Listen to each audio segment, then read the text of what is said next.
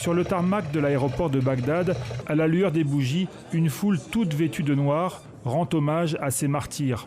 C'est ici qu'il y a un an, le général iranien Qassem Soleimani et le commandant en chef des milices chiites irakiennes Abu Mehdi al-Muhandis étaient tués par une frappe de drone américain.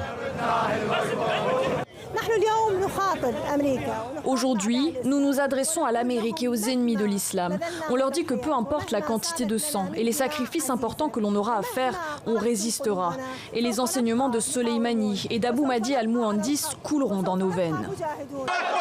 Au lever du jour, les manifestants ont convergé par dizaines de milliers vers le centre de Bagdad.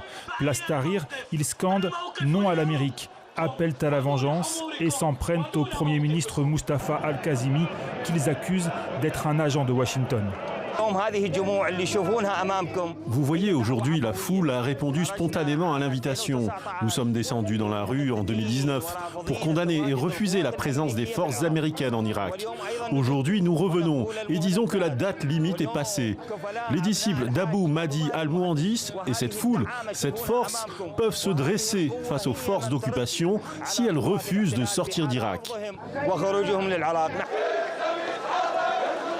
Alors que le pouvoir des milices irakiennes pro-Téhéran ne cesse d'augmenter, elles font désormais partie des forces nationales de sécurité, Donald Trump évoque de nouvelles menaces contre les Américains en Irak. Il promet de répondre à toute attaque. À Téhéran, le ton monte aussi. Le régime accuse le président américain de chercher un prétexte pour lancer une nouvelle guerre avant son départ de la Maison-Blanche.